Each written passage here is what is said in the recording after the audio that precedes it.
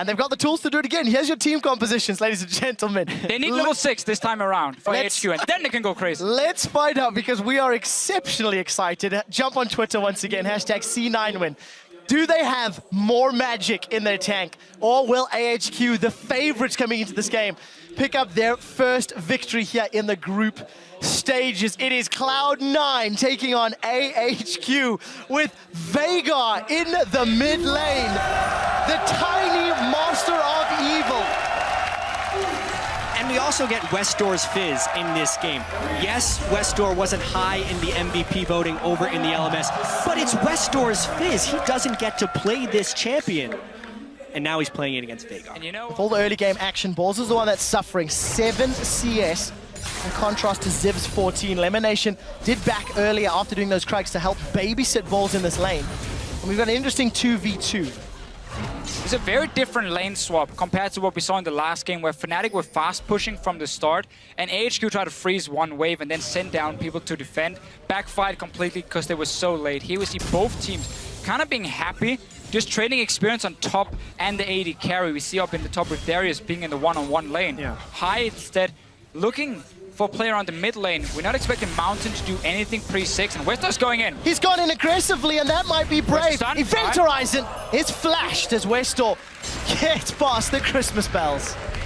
Oh, Dark Binding connects on Anne, but there's no follow-up.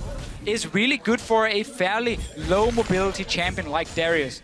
Westor taking a little bit of poke. He doesn't have flash, remember. We'll be able to just dance out of this one. Clearing that pink ward's actually pretty high value considering he didn't have immediate jungle support. So that's actually a nice mini win there for Westor, and his flash is only 2 minutes off from coming back again. You talk about jungle support. Level there 6 we go. Thrill of the hunt. The stun connects. This will be first blood to Westor's Fizz. He does get stunned up high. I'm not sure you want this fight. Gets some damage down.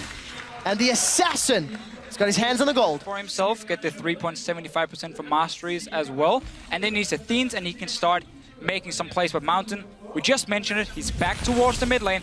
Incarnation is standing very far back though. Yep. Not going to be at risk of getting caught this time. As we've crested 10 minutes, AHQ have that 1,000 gold lead. And a touch on that early game graph, they accelerate as they get closer to 20. Incarnation may be in trouble. He's going to get far enough away.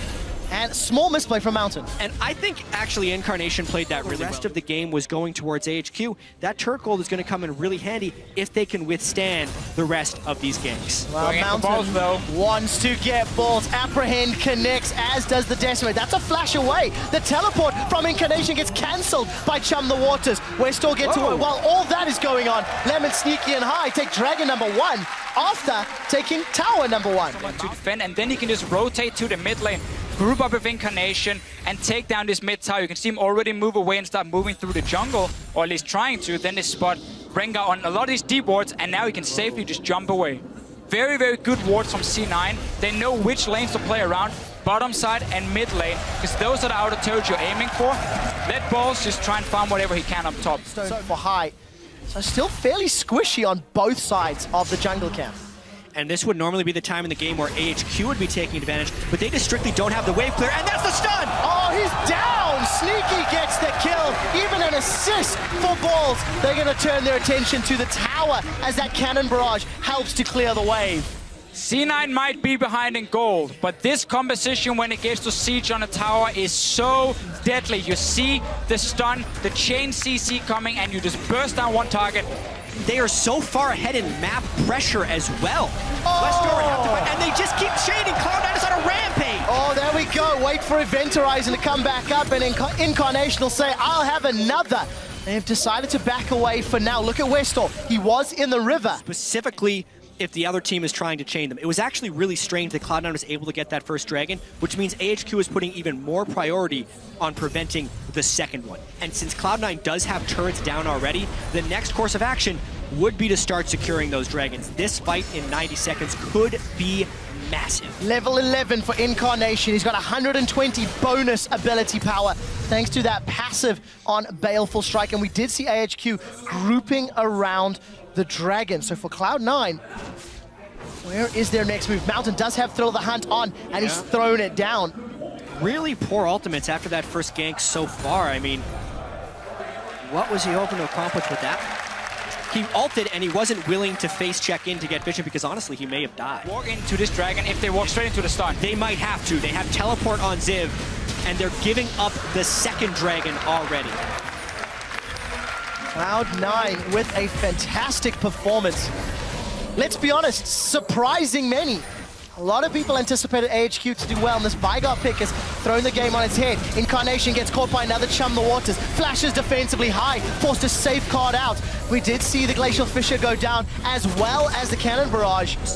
And at the end of the day, a lot blown for nothing. TP used from Ziv as well, but it quickly cancelled, realized there was no fight. That gave them an opening to get down an outer turret and get into the jungle of AHQ and start placing some of these deep wards you see on your map now, making it even harder for Mountain to pull off an ulti. We do see that wave clear being so useful. Westor, wow, he's decided to go aggressive. Balls is being caught out, Chum the Waters goes up, and Westor makes that look so easy. But Cloud9 say they want to fight in the mid lane. The dunk faster, Darius is about to get dunked. It's Sneaky that gets the kill. Now we've turned into a 4v4. We do see Mountain jumping in, but he immediately has to flash away. Exhaust reducing all his damage. Event Horizon has come back off cooldown. Sneaky's trying to be focused by Westor, but it won't be enough. That's the second kill of the fight for Sneaky. He's burning. He needs to run away. Mountain gets caught by a dark binding, and High goes in, but it's Incarnation that secures the kill credit.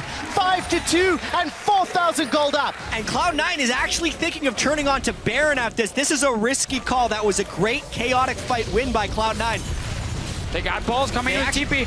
Anne is the only one in the mid lane. 3 others are dead. This is Baron at 22 minutes for Cloud9. They will take full control of the game after this secure. So we see 2 things from AHQ as well. We saw Westor split pushing, getting a kill onto balls. That's one of the ways they can get back into the game.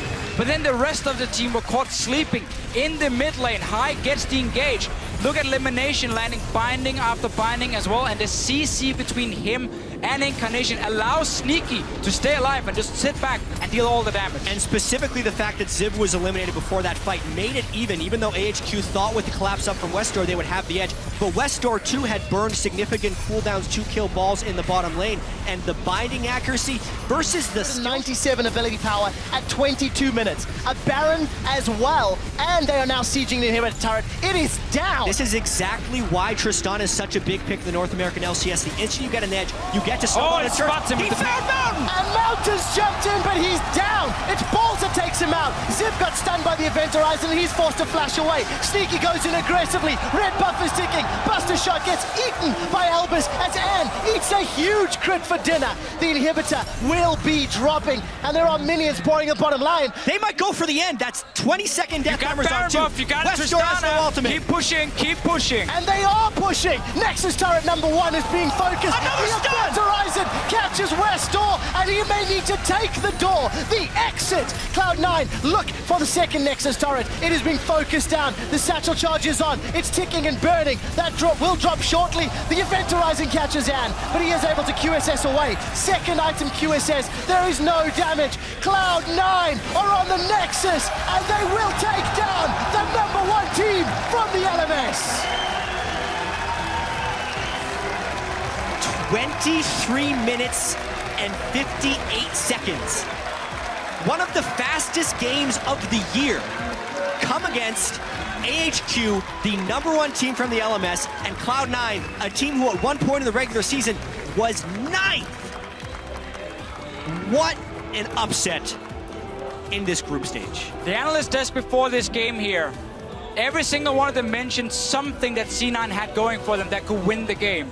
We had Cloud9 and we had High on his shot calling.